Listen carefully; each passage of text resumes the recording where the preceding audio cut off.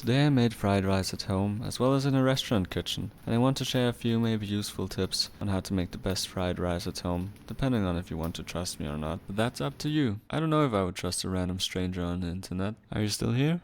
Well then let me tell you, this is no fancy video or editing. This is just fried rice filmed on an iPhone. If you're still here, I just showed you the ingredients I used, in case you didn't notice. Also, I waited until a bowl with 3 eggs in it spawned, and then I whisked it until I was done whisking it. No, but for real, just whisk it until you're like done whisking it. Very funny. Now I want to show you what rice looks like. Let me introduce you a large bowl of fried rice. Oh, I actually meant white rice. I think my brain is fried. Either way, I cooked this fried rice yesterday. What's up YouTube? Today I fried my brain. But I cooked this white rice yesterday and left it in the fridge overnight. This is really important because this way the rice is a bit more dry and also a bit harder, so it's easier to separate it. By the way, I also don't know what my hand is doing and why it's looking so weird. Anyways, when the rice is separated, like our whole world is right now, put it into the microwave until it's like steaming hot. Then, after preparing all the ingredients, I moved into this restaurant kitchen to use its really big fire. I mean, it's probably average sized for a restaurant kitchen, but I don't know. Either way, I waited until the wok aged a little bit and got really hot. Then I used an oil cleanser on it to remove some wrinkles. And after everything was almost as hot as a slide in the summer, I started putting in the onions, also the bell peppers, and after that the green part of the white onion. Yeah. Burning down my kitchen. Tossing.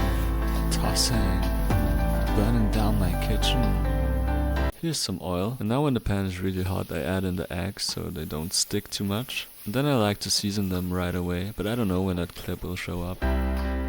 Oh, there we go. That's salt and chicken powder. Then you just have to wait until all the proteins in the egg are denatured. I hope I'm using real words, by the way. Then I went in with the rice, and it might seem a bit much, and it probably is a bit much, because you normally don't want to overcrowd the pan. Yeah, but that's why I made sure I lost a few grains on the way. Then I just tossed it around a little bit, and now the video is sped up, so I have to play some music. Not this one, please.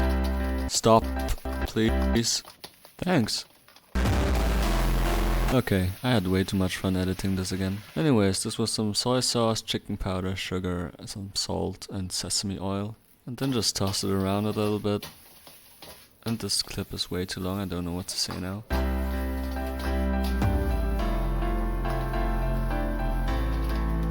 Very dramatic. Anyways, here's some white pepper and some spring onions. And also the garlic I didn't forget to put in earlier with the other vegetables. If anyone even watched this far, congrats, you probably didn't learn a thing from this video. Okay, but let me get serious for a second. No wait, here you can see me how I scooped up the rice like one of those cool Asian chefs. First try.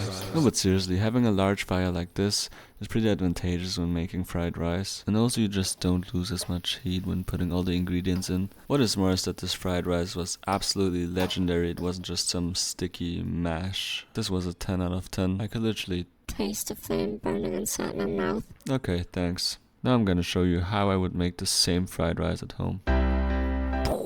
I'm showing another clip of me separating fried rice until it's separated like a whole world is right now. This step is especially important for making fried rice at home. And also don't forget to put it into the microwave until it's really hot. But yeah, this is my home induction stove. I have 10 heat levels, 1 to 9, and then the 10th one is called P for peen. I wonder what that stands for. I guess in these last few clips I just wanted to show you my forearm. But anyways, what I'm trying to say is just use the maximum heat you can get from your stove. And if you're wondering, I use the same ingredients as before, just MSG instead of chicken powder.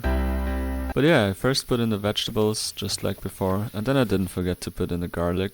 Just like before. But then it's really important to take out the veggies, because if you then put in the rice and also the eggs, the pan would cool down way too much and then the rice would stick to the pan. And I personally like pans more that are hot. Then wait until your pan looks like it's smoking something before putting in the eggs.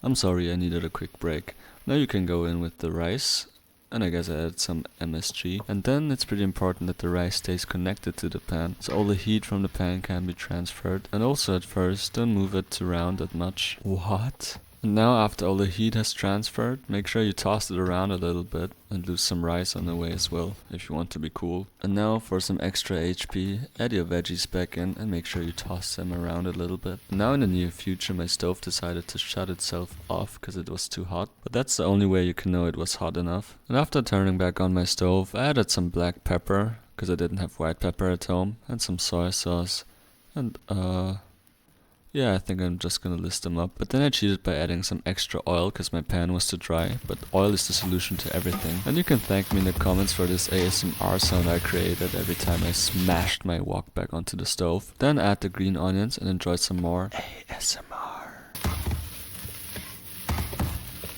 Okay, enough. Look at this beauty. Every grain of rice separated like a whole world is right. This fried rice was absolutely delicious. 9 out of 10. And if anyone even watched this far, you're probably a god at making fried rice now. And also like and subscribe for more science-based videos like this one. Okay, thanks a lot. Bye.